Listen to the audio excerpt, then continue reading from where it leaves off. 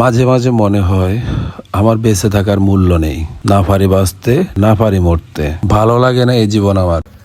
কিরে মোহন এনে বসে কি করতিস? কিরে বন্ধু তুই এই জায়গা চুপচাপ বসে কি করতেছিস? কিছু না বন্ধু, বস। কিরে মন খারাপ নাকি তোর? না রে, তেমন কিছু না। হাত খালি, টাকা পয়সা নাই, তার ভিতরে ঘরে গেলে বই করে অনেক খ্যাস খ্যাস। আর এখন কি করব বুঝতে পারতেছি না, ভালো লাগে না আর কিছু।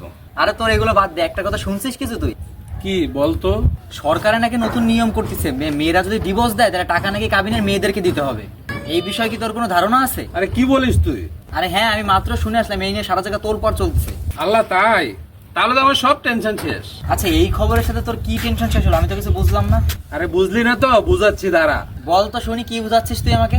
দেখ, আমার ব্যবসা নাই, চাকরি নাই, সরকার যে আইনটা করতেছে এটা আমারই কাজে লাগবে। তোর কথার আগা মাথা আমি কিছুই বুঝলাম না, খুলে বল তো। আরে শোন, তোর বাবির সাথে তো আমার বনে না, ঘরে গেলে শুধু আনতাছে খ্যাস খ্যাস করে, অনেক অশান্তি করে। তো এখন চিন্তা করতেছি তার থেকে ডিভোর্স দিব, টাকাটাও নেব। তোদের তো এমন কিছুই হয়নি, তাহলে ভাবি তোকে কেন ডিভোর্স দিবে? আরে শোন, হ্যাঁ এতদিন তো আমার অনেক জ্বালাইছে না, হয়। এখন ওরে এমন ভাবে জ্বালাবো যে ও আমারে ডিভোর্স দিব। আচ্ছা বল তো তুই কি করতে চাচ্ছিস এখন? আরে তুই শুধু আমার পাশে থাকবি, দেখবি কি হয়। চল বন্ধু। আচ্ছা তোর দুলাভাইটা যে কই গেল দেখতিস না, বুঝতিস না কোন জায়গায় যে গেল। চল তো ওইদিকে যাই একটু। দেখো আপু, খোলা আকাশের নিচে ওরা কিরকম প্রেম করে। আরে ধুর বাদ দে তো, আজকালকার ছেলে মেয়েরা পারেও বটে, ঠিক আছে ধুর। আপু দাঁড়াও তো, আপু ভালো করে দেখো তো, এটা দুলা ভাইয়ের মতো লাগতেছে। কি বলিস? তোর দুলাভাই এখানে আসবে কোত্থেকে?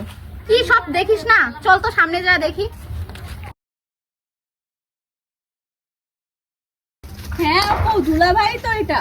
তুমি এখানে? তুমি এখানে? কেন আমাকে আশা করনি? না এমন কিছু না, তুমি হঠাৎ এখানে আসলা। আগে বলো তুমি এখানে কি করতেছো? আর তোমার পাশে এই মেয়েটাকে? এটা আমার জাস্ট ফ্রেন্ড। ফ্রেন্ড নাকি গার্লফ্রেন্ড, কোনটা? তুমি যেটা ভাবতেছো এমন কিছুই না।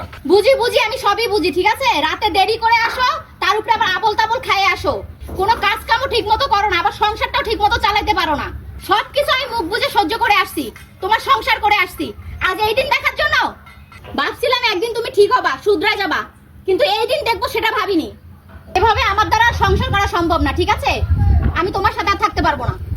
এত ভালোবাসার পরে আজকে আমার এই দিন দেখতে হলো যে একটা মেয়ের সাথে ঘরে বউ থাকা সত্ত্বেও তুমি একটা মেয়ের সাথে বাইরে এই নষ্টিফটি করতেছো। ছি ছি ছি, আমি তোমার কাছে এটা আশা করিনি। 5টা বছর ধরে তোমার সাথে আমি সংসার করি, এই দিন দেখার জন্য এই লোকের সাথে আমার আর সংসার সম্ভব না, ঠিক আছে। I want divorce. আরে এসব তুমি কি বলতেছো?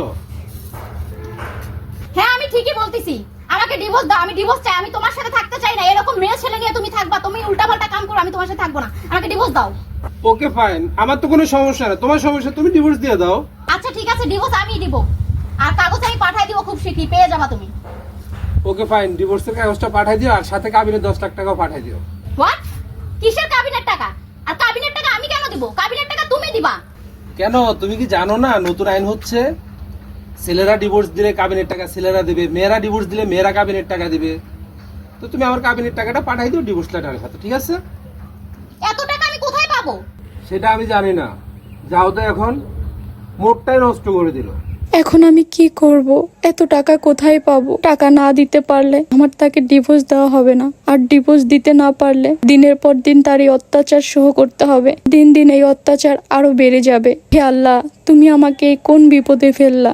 সরকার এটা কেমন আইন তৈরি করতেছে? না পারতেছি আগে যেতে, না পারতেছি পিছে যেতে, তাহলে এখন আমি কি করব? আপনারাই আমাকে বলেন। হাই গাইস, আমাদের ভিডিওটা আপনাদের কেমন লাগলো অবশ্যই কমেন্ট করে জানাবেন। আর এই ভিডিওটা শুধুমাত্র ছিল কাল্পনিক একটা কাহিনী, কেউ সিরিয়াস নেবেন না। আর সবাইকে আমাদের ভিডিওটা দেখার জন্য অসংখ্য ধন্যবাদ। আল্লাহ হাফেজ।